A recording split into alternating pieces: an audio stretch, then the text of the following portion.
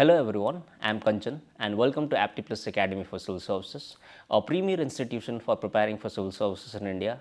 Today, I am here for a daily news and editorial analysis for 22nd and 23rd of February 2024, and this editorial analysis is going to be important for all three stages of UPSC, which are UPSC Prelims, UPSC Mains and UPSC interview process. And apart from UPSC exams, this editorial analysis is going to be important for all the government exams in India. So without further ado, let us begin the analysis. Recently, PM Modi inaugurated the BAPS Hindu Mandir in UAE, that is in Abu Dhabi, and in this context, this news becomes important for UPSC Prelims perspective. And GS1 of the UPSC Mains, which is Indian Heritage and Culture, and apart from GS1 of UPSC Mains, this topic is relevant for GS2 as well, which is International Relations. The point of discussion of this topic is going to be the features of the BAPS Hindu Mandir. We will discuss what are the features that is contained in the BAPS Hindu Mandir. Then we will discuss about the BAPS itself, what is it. Then we will understand about the architecture that has been used in the BAPS Hindu Mandir. Then we will discuss the PYQ that has been asked from the similar topic. So let us begin the analysis. As we just discussed, the context of this news is that the Prime Minister is scheduled to inaugurate the BAPS Hindu Mandir in the Abu Dhabi, and this is very important because this marks the first Hindu temple that is being built in the Abu Dhabi. And the features of the temple is that the temple is being built by the artisans from the Rajasthan and Gujarat, and this temple is considered the first traditional Hindu stone temple that is being built in the Middle East. And this temple has 7 spires, that is 7 sikharas, and this 7 sikharas represents the 7 emirates that is present in United Arab Emirates. So there are 7 emirates in the United Arab Emirates as well, and these 7 emirates are represented in this temple, and this temple symbolizes the unity and harmony among the people of India and the Middle East. So these were the important features of the BAPS temple. Now let us look at the architecture of this temple. So this is the picture of BAPS temple in the United Arab Emirates, and this is the map of the United Arab Emirates and the 7 emirates of the United Arab Emirates.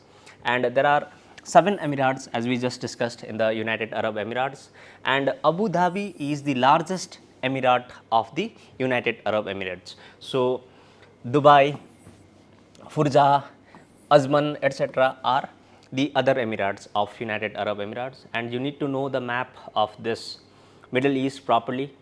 And Oman, Saudi Arabia, Persian Gulf, etc. surrounds this United Arab Emirates, and Oman also has overseas territory here in the Persian Gulf. So this is the basic map of the United Arab Emirates and its territories, and this is the schematic of the temple of BAPS, which is being built in the United Arab Emirates.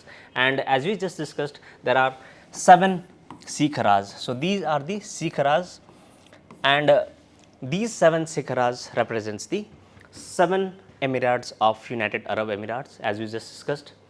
So Nagar style of temple architecture is the architecture of this temple. So Nagara style of temple architecture is basically the temple architecture that is prevalent in northern part of India.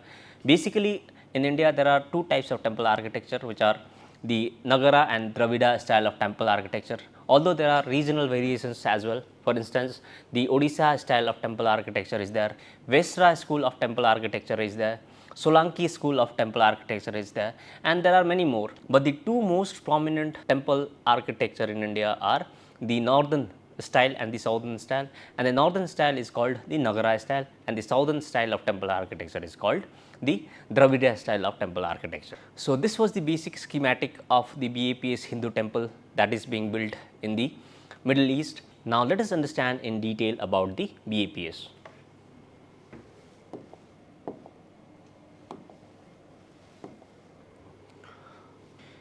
So talking about BAPS, BAPS stands for Bochasan Vasi Aksar Purushottam Swaminarayan Sanstha. So this is a Vaishnav sect of Hinduism temple. So this temple's main deity is Vishnu, and this temple is denomination within the Swaminarayan Sampradaya. So, this is very important point, and the organization was founded in 1907 by Shastriji Maharaj, but Bhagwan Swaminarayan, who lived from 1781 to 1830, popularized this faith in the late 18th century. So, Bhagwan Swaminarayan was the person who popularized this BAPS, and the Shastri Maharaj was the founder of this organization. So, you should know the difference, and it has a network of 1550 temples worldwide, and the notable BAPS temples are located in Delhi, Gandhinagar, London, Houston, Chicago, Atlanta, Toronto, Los Angeles, Nairobi, etc. So, these are the important facts about BAPS. You should know about the BAPS, its founders, etc. Now, let us understand in detail about the architecture that has been used in building this temple.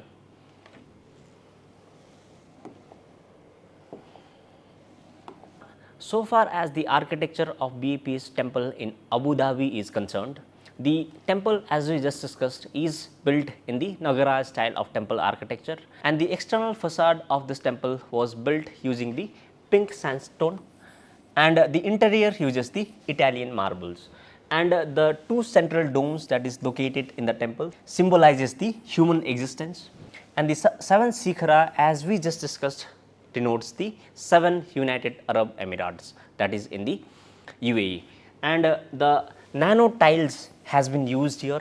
So, nano tiles are very important because nano tiles are the ceramic tiles that have been engineered using the nanotechnology, and these tiles are known for their exceptional strength, durability, and resistance to the strains, stretches, and the water. So, they are very resistant against the scratches, and they do not easily degrade. For this reason, these nano tiles that has been used here are very revolutionary technology that has been used in this temple.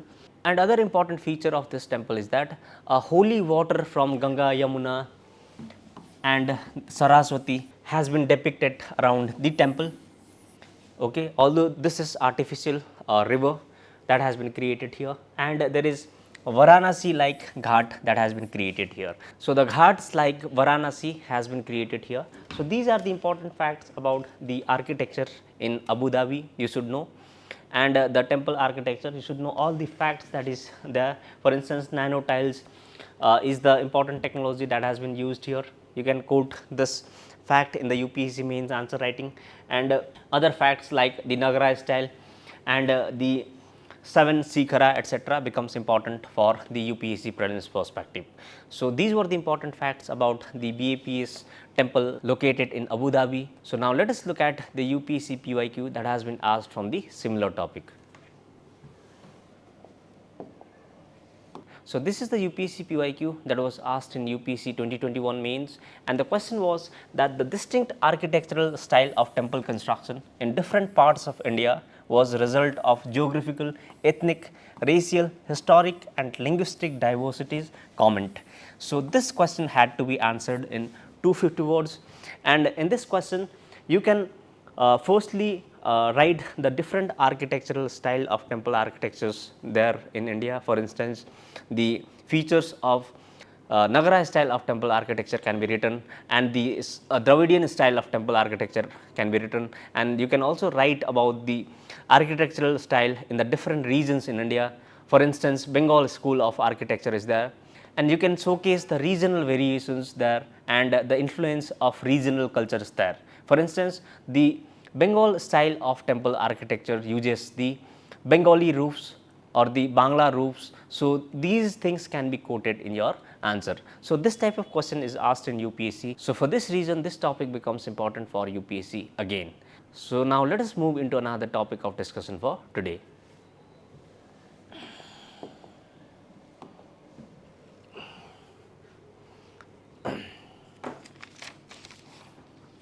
Before I move into another topic of discussion for today, I have a good news for you.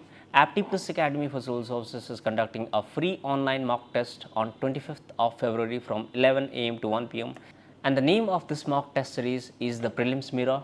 And the most important part of this prelims mirror test is that the top 3 rankers of this test would be given access to 49 high quality tests prepared by the Apti Plus Academy for Civil Services, and top 4th to top 10th rankers would also be given access to 10 high quality tests curated by the experts from Apti Plus Academy for Civil Services. So, this is a golden opportunity for you all, and you should not miss this opportunity. So, grab this opportunity and enroll yourself for this test by scanning the QR code given here, and you can also get the details of this test in the description section. Apart from prelims mirror test, those who are appearing for UPSC CAC 2024, Nischay All India Test Series program is must attempt for all, because this test contains 49,000 high quality questions curated by the experts from Apti Plus Academy for Civil Services. And the most important feature of this Nischay All India Test Series program is that the money will be refunded to the students if the students finds this test to be unsatisfactory. So, these were the important announcements for you all. Now, let us move into another topic of discussion for today.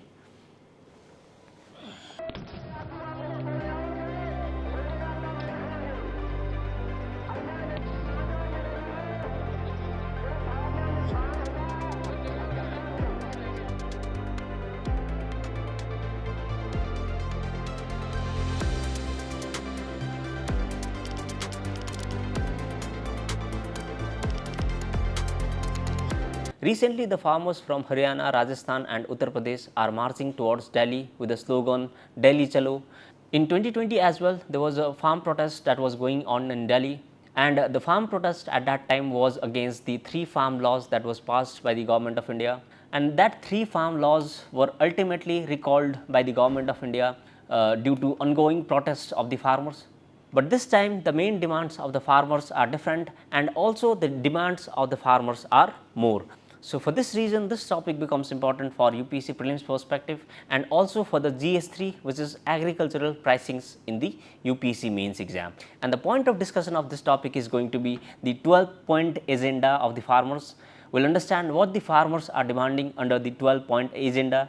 Then we will understand about the formula for MSP and the production cost. We will understand how the MSP is calculated in India. Then we will understand about the PYQ that has been asked from the similar topic. Now, let us begin the analysis. So, talking about the key demands of the farmers, the main demand of the farmers is that the legalization of the MSP. So, the farmers basically wants the minimum support price to be legalized, and they also wants that the crop prices of the farmers should be determined based on the Dr. M.S. Swaminathan Commission's report. So far as the Swaminathan Commission's report in the MSP is concerned, the Swaminathan Commission report recommended that the MSP should be raised to at least 50% more than the weighted average of the cost of production. So, it is also known as the C2 plus 50% formula. So, Swaminathan Commission report basically said that the MSP should be 50% above the C2. So, here C2 means the imputed cost of capital and the rent on the land. So, the imputed cost of capital means if the farmers that he has invested in the land is invested in the other areas, the amount of return that he would receive from the other areas is called the imputed cost of capital. So, these were the key demands of the farmers. Now, let us understand about the MSP and the formulas that is used for calculating the MSP. So far as the MSP is concerned, MSP means the price at which the government purchases the crops from the farmers. So, the price at which the government purchases the crops from the farmers is the MSP, and the MSP is at least 1.5 times the cost of production, that is 50% more than the cost of production. Presently, the government of India gives farmers the MSP at 50% higher than the cost of production, that is 1.5 times the cost of production. But despite that, farmers are demanding for the implementation of Swaminathan Commission's report for calculating the MSP. Why is that? The main reason is that there are many formulas for calculating the production cost. So, just to say 1.5 times the cost of production does not mean that the government is providing 50% more than the cost of production. So, to calculate the production cost, there are different ways. First one is A2. So, A2 covers all paid out cost directly incurred by the farmer in cash and kind on seeds, fertilizers, pesticides, hired labor, leased in land, fuel, irrigation, etc. So, all these are included in the A2 while calculating the cost of production. And there is second method of calculating the production cost, that is A2 plus FL, and this includes the A2 plus the value of unpaid family labor. So, unpaid family labor is also included in the second type of the calculation of production cost method, and the third type is C2. So, C2 is more comprehensive cost that factors in the rentals and the interest foregone on the owned and the fixed capital assets on the top of A2 plus FL. So, the rentals and the interests which are foregone on the owned land and the fixed capitals are also included in the C2. That means C2 is very comprehensive. So, for this reason farmers are demanding to include C2 formula while calculating the MSP, but currently government uses the A2 plus FL for cost of return. So, the A2 plus FL formula is being used by the government of India to calculate the MSP in India currently, and the main demand of the farmers is that the government of India should change the formula to C2 plus 50%. So, the farmers are very aware that if C2 plus 50% formula is used, then the MSP rate would be higher. So, for this reason they are demanding for this formula. As we all know, in India the MSP is given to 22 crops in India, and out of 22 crops, 14 crops are the kharif crops, 6 crops are the rabi crops, and 2 crops are the commercial crops. And in India the MSP is recommended by the CACP, which is Commission for Agriculture Cost and Prices. And on the recommendations of CACP, the Cabinet Committee on Economic Affairs finally decides on the MSP for the different crops in India. So, this is how MSP is calculated. So, you need to know about the formulas, how the production costs are calculated. So, these were the important facts about MSP. Now, let us understand in detail about the other demands of the farmers. So, as we just discussed, farmers have 12 agenda, that is 12 demands. So, we just discussed few demands which were important, and these are the other demands that the farmers are demanding. The full debt waiver for the farmers and the laborers. So, they are demanding the debt waiver from the banks, and the implementation of the Land Acquisition Act of 2013, because this Land Acquisition Act provides for the written consent of the farmers before the acquisition, and this Land Acquisition Act also provides for the compensation at 4 times the collector rate. So, the collector rate basically means the rate at which the land at particular area has to be registered. So, the collector rate basically serves as the reference point to prevent the undervaluation of the properties and the tax evasion, because the people basically undervalues their property to evade the taxes, and they registered their properties at minimum value. So, as per the Land Acquisition Act of 2013, the compensation that has to be given to the farmers for taking the lands from them is 4 times the collector rate. So, this is also one of the demand of the farmers, and you should know about these important keywords which are collector rate, the Land Acquisition Acts, its provisions, etc. The farmers are also demanding for the punishments for the perpetrators of the October 2021 𝐏𝐫𝐬𝐿𝐴 killings, because in 2021 when the farmers were protesting in the UP in Lakhimpur area, it has been accused that the many people from the ruling party had killed few farmers in the region, and for this reason the farmers are demanding justice for them. And the other demand that they are making is that the government of India should withdraw from WTO, and also government of India should freeze the all free trade organizations, because the free trade organizations makes the domestic farm products competitive with the global worlds. So, for this reason it becomes difficult for the farmers to compete with the global players, and for this reason they are demanding for scrapping all free trade organizations, but this will affect the international relations of India. So, taking this decision is very difficult.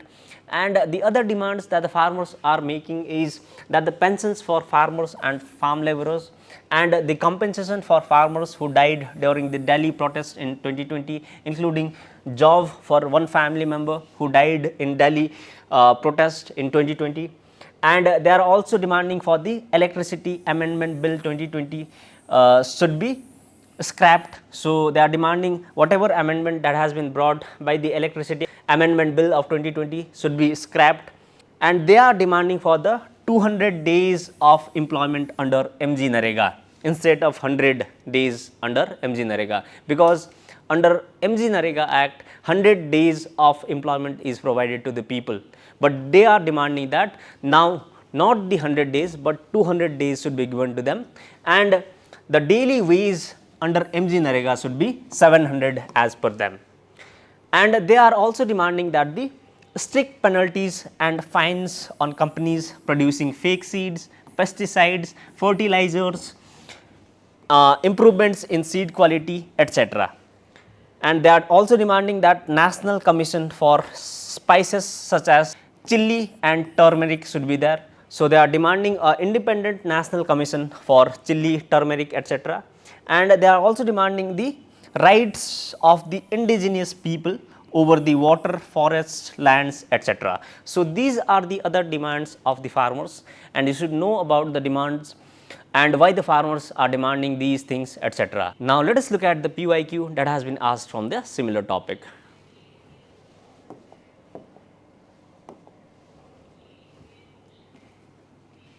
UPSC in 2020 asked this question, and the question is that they consider the following statements. Statement 1 is, in the case of all cereals, pulses and oilseeds, the procurement at minimum support price, which is MSP, is unlimited in any state of India. Statement 2 is, in case of cereals and pulses, the MSP is fixed in any state or UT at a level to which the market price will never rise. Which of the above statements are correct? So, you have to find the correct statements from here. So, we just discussed that the MSP is suggested by CACP and state has no role in it. So, you can easily answer this question. So, comment the answer of this question in the comment section. Now, let us move into another topic of discussion for today.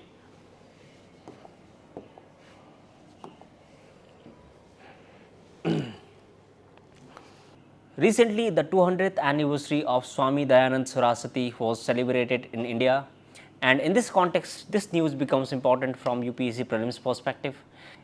And in this topic, we will discuss about the Swami Dayanand Saraswati and his life, and also the works of Swami Dayanand Saraswati. So, let us begin the analysis. Swami Dayanand Saraswati was a philosopher, social leader and an educationist, and he founded the Arya Samaj, and he was first to give the call for Swaraj in India. So, the India for Indian, which was the first call for Swaraj in India, was given by him in 1876, and Swami Dayanand Saraswati was born in February 12 in 1824 in Gujarat. The first Arya Samaj was established in Mumbai, and later on the headquarter of Arya Samaj was moved to Lahore. So, you have to know that the Arya Samaj was first established in Mumbai, and later on the headquarter was taken to Lahore, and the Arya Samaj was established in 1875. So, chronology and years are important for UPSC Prelims perspective, and he wanted to overhaul completely the education system in India. So, he wanted to change the education system in India, and keeping in mind the vision of Swami Dayanand Saraswati, Dayanand Anglo-Vedic schools, which is DAVs, came into existence in India in 1886, and the first DAV school was established in Lahore, and the principal of the first DAV school was Mahatma Hansraj. So, this name particularly comes in UPSC many times in prelims, and DAV school is very important, and the contributions of the Dayanand Saraswati is very important from UPSC prelims perspective. So, these are the important facts that you should know about the Swami Dayanand Saraswati, and this was also the last topic for discussion for today. And today as well, I have come up with an important quote of the day for you, and let us look at the quote that I have got for you.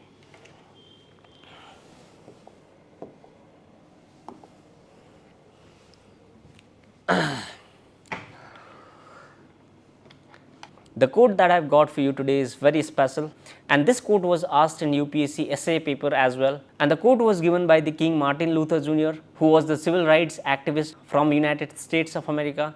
And the quote is, "Injustice anywhere is threat to justice everywhere." You can use this quote in your essay writing, your ethics answers, etc.